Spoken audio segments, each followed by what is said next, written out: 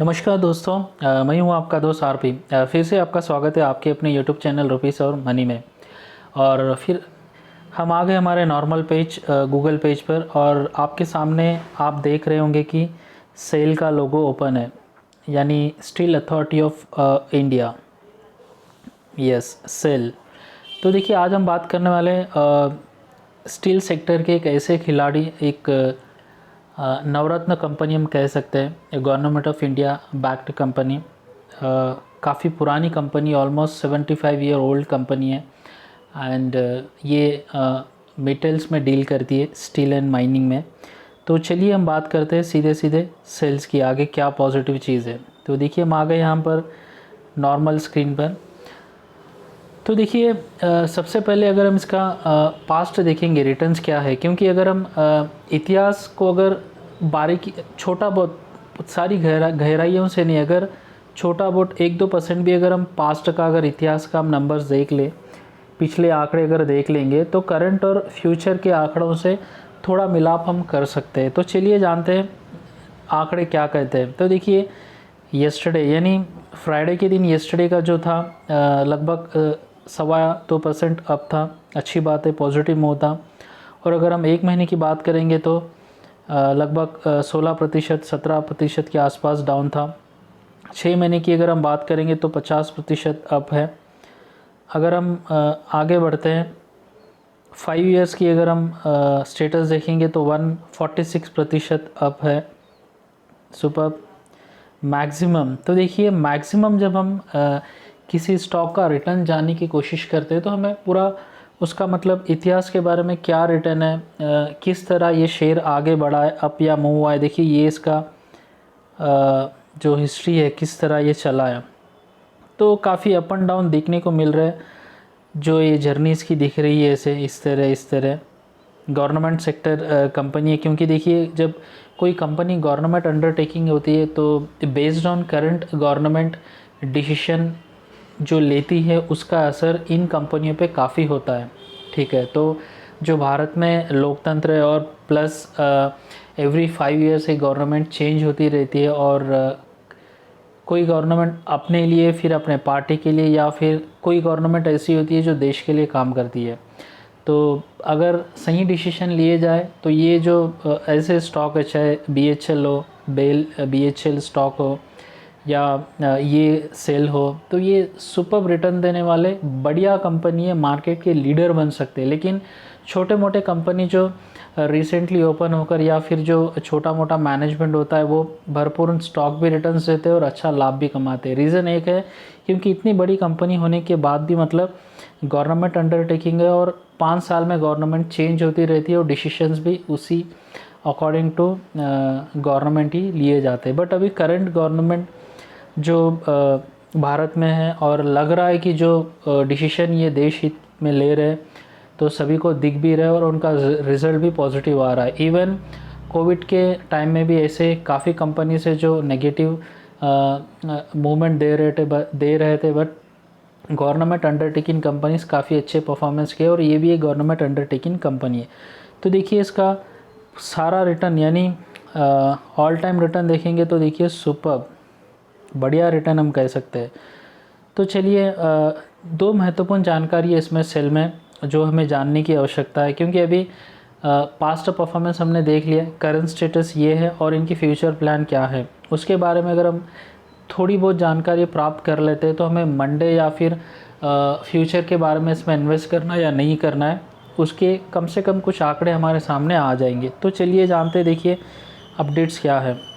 तो यहाँ पर अपडेट्स है, देखिए कुछ अपडेट मैं आपको बताता हूँ, पढ़ के मैं बता रहा हूँ, फिर आपको समझाऊँगा। Public sector steel authority of India is looking at bringing down its borrowing rupees 20,000 crore by the end of the current financial year. Yes, तो देखिए, ये जो कंपनी अपने 20,000 का जो कर्ज़ा है इन पर, वो इस साल के अंत तक चुका देंगी, ये कंफर्म इन्होंने किया है।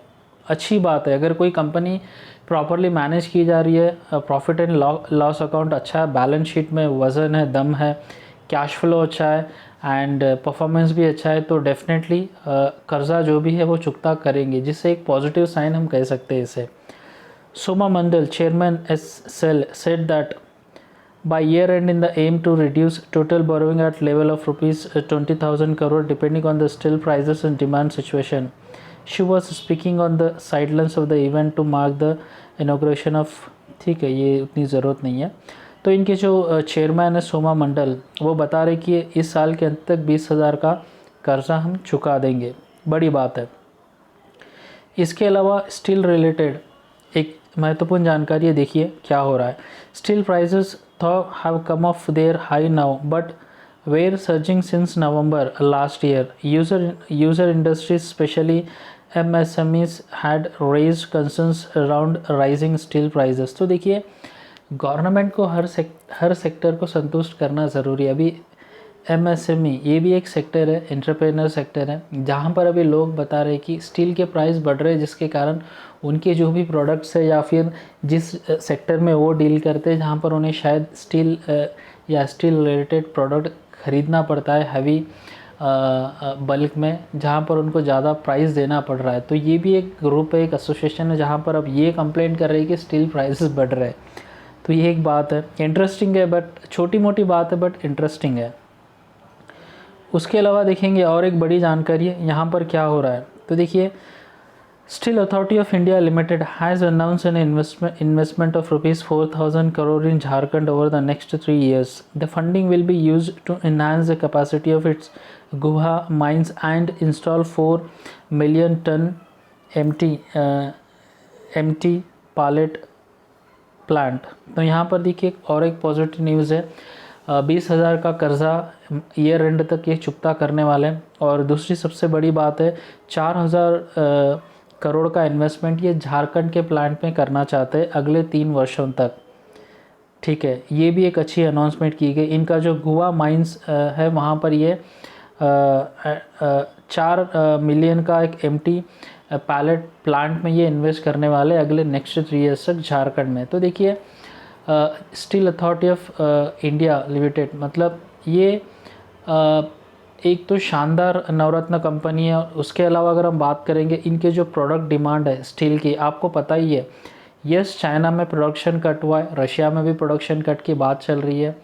चाइना का रीज़न अलग है, रशिया का रीज़न अलग है, बट वी इंडियंस गवर्नमेंट ने भी काफ़ी स्कीम्स अनाउंस किए related to the steel and 2025 तक हम भी बाकी देशों से स्टील नहीं मंगाएंगे, हम खुद बाकी देशों को देंगे। उतना प्रोडक्शन हम हमारी कैपेसिटी बढ़ाना चाह रहे हैं। तो डेफिनेटली उसमें ये जो अदर स्टील कंपनी से सब में अगर किसी एक कंपनी की हम बात करेंगे हेविली तो वो है steel authority of India. And जो गवर्नमेंट के अभी प्लान्स है करंट गवर्नमेंट के, दैट इज़ वेरी पॉजिटिव। तो ओवरऑल अगर हम पिक्चर देखेंगे, मैं लार्ज लॉन्ग ड्यूरेशन के लिए भी बात कर रहा हूँ, मिड कैप मिड लेवल के लिए भी बात कर रहा हूँ और करंट लेवल के लिए भी, क्योंकि अभी एक बूम था इसमें जो काफ़ी 6 महीने से मेटल एंड स्टील सेक्टर में था। अभी कुछ 2 से 3 महीने से डाउन हो गया था, लेकिन अभी फिर से प्राइस बढ़ रहा है। तो डेफिनेटली आने वाले समय में या लॉन्ग टर्म के लिए भी इसमें बाइंग बनती है। और अगर हमारे पास ऑलरेडी क्वांटिटी है तो होल्ड कर बैठिए, डेफिनेटली अपमूव ही हमें देखने को मिलेगा। आशा करता हूँ कि ये जो छोटी छोटी 2 जानकारी है ज़रूर ये भी आपको जानने की आवश्यकता है अगर आप इसमें बने रहना चाहते हैं या फिर सेल करना चाहते हैं। वीडियो देखने के लिए धन्यवाद। जय हिंद।